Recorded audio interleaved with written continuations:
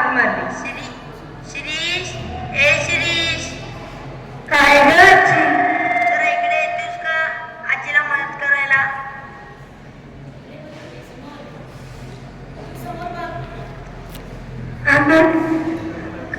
आज मला शाळेत लवकर जायचंय झेंडा घेऊन.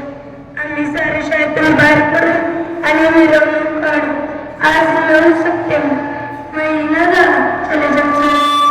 इंग्रजांच्या देशातून जाईल का? आम्ही त्यांना घालू, त्यासाठी वाटेल ते करू, अथवा मरू. आधी आजीला मदत कर लाडूळा.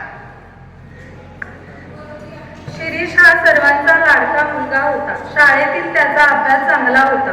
तो हस्तलिखित पत्रिकेत लिहायचा, मुलांना जमवून खेळ खेळायचा, घरी स्वयंपाकात मदत करायचा, विजेचा दिवा बिघडला तर दुरुस्त करायचा.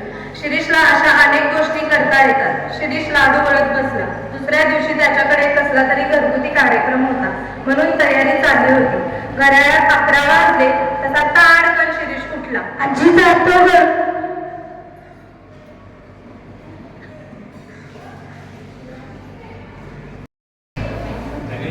तो बघ आला शिरीष.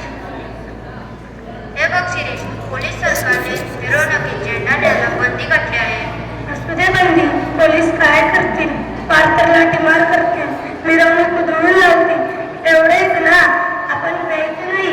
आपण आपल्या देशाचे शूरवीर शिपाई आहोत. शिरीषने सर्वांना गोलाकार उभे केले. एकाच्या हातात झेंडा दिला. इतक्यात एक पोलीस झेंडा हिसकावायला आला. त्या मुलाने तो दुसऱ्याच्या हातात दिला. पोलीस तिथे गेला. तो झेंडा तिसऱ्याच्या हातात दिला. पोलीस चिडला आणि तनतन तिथून निघून गेला. मुलांनी जय जयकार केला. करेंगे या मरेंगे, 40 कोट नहीं दबेंगे, करेंगे या मरेंगे. 40 कोट नहीं दबेंगे. मिरवणूक सुरू झाली. दारातून खिडक्यातून माणसे लहान मुलांची हिंमत बघत होती. मिरवणूक शाळेजवळ गेली तसे वर्गातून मुले बाहेर पडली. जयघोष करत मिरवणुकीत सामील झाली. मिरवणूक कोर्टाजवळ आली आणि तिथे शिरीषने भाषण द्यायला सुरू केले. वकील मंडळी बाहेरून ऐकू लागली. भाषण संपले आणि मिरवणूक पुढे गेली. तेवढ्यात पाठीमागून लाठीबार आणि गोळीबार करत पोलीस आले.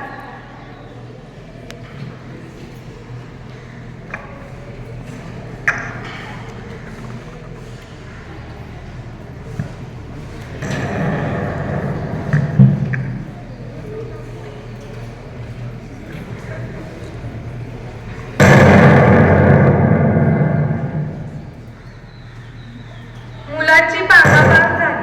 काही धीट मुले तिथे उभे होती. काही मुले न भिता न पळता गल्लीच्या तोंडाशी उभे होते.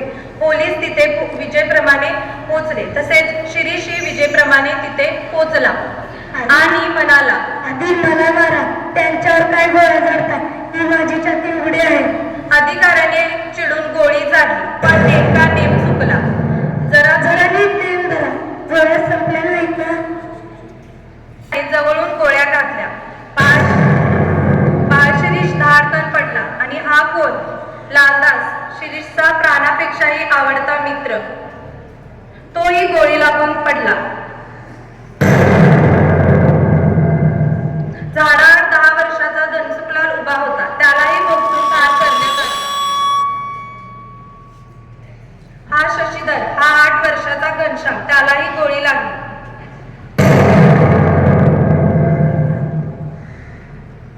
पाणी पाणी.